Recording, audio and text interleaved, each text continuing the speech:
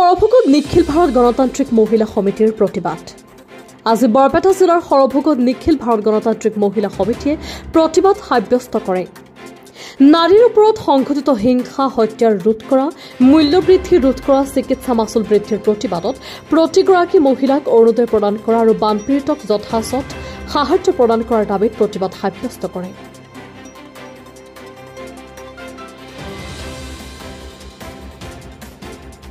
নমস্কাৰ।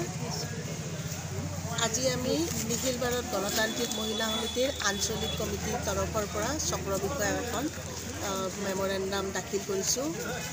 আজি 6 আগষ্ট হৈছে হিৰোশ্বিমা দিৱস। ইয়াৰ ইতিহাসটো বহুতে জানে যে এসময়ত জাপানৰ হিৰোশ্বিমাত 6 আগষ্ট তাৰিখে আমেৰিকান সাম্ৰাজ্যবাদীয়ে বোমা নিক্ষেপ কৰিছিল, যাৰ ফলত সাংঘাতিক ক্ষতি হৈছিল। সেই ক্ষতিৰ ফলত আজিও তাত পংগু ল'ৰা ছোৱালী জন্ম হয়। আজিও তাত বহুত তৃণ গছ পূৰ্ণাংগ পৰ্যায়ত ডেভেলপ হ'বলৈ নাপায়। এই যুদ্ধৰ বিভীষিকাময় দিৱসটো আমি মহিলা সমিতিয়ে বছৰে বছৰে পালন কৰোঁ। এইবাৰ এই দিনটো পালন কৰিবলৈ গৈ আমাৰ জ্বলন্ত সমস্যাৰ আজি আমি চৰকাৰীভাৱে উপস্থাপন কৰাৰ এটা ব্যৱস্থা কৰিছোঁ।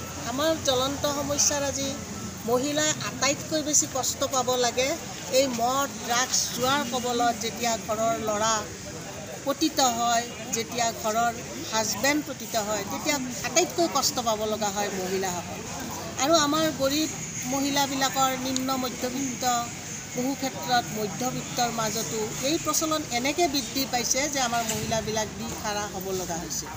আৰু এই ব্যৱস্থা যদি বন্ধ কৰিব লাগে তেতিয়াহ'লে নিশ্চয় চৰকাৰীভাৱে কাঢ়া কিছুমান ব্যৱস্থা গ্ৰহণ কৰিব লাগিব, কিন্তু চৰকাৰীভাৱে সেইবোৰ কৰি উঠা নাই। পেডলাৰবিলাকে স্কুলত গৈ, কলেজত গৈ অবাধে ড্ৰাগছ বিক্ৰী কৰি আছে। আমাৰ উঠি অহা প্ৰজন্ম ধ্বংসৰ মুখলৈ গৈ আছে। এয়া অত্যন্ত পৰিতাপৰ কথা। তাৰোপৰি আমাৰ চৰকাৰীভাৱেতো এনেকুৱা এটা ঘোষণা কৰিছে যে সুৰা অধিক যিয়ে বিক্ৰী কৰিব পাৰে তেওঁক পুৰস্কৃত কৰা হ'ব, সেয়া লাগিলে বিলাতী সুৰাই হওক। আৰু ইয়াৰ মাজেদি ৰাজহ সংগ্ৰহ হ'ব, এনেকুৱা ব্যৱস্থা চৰকাৰীভাৱে গ্ৰহণ কৰিছে।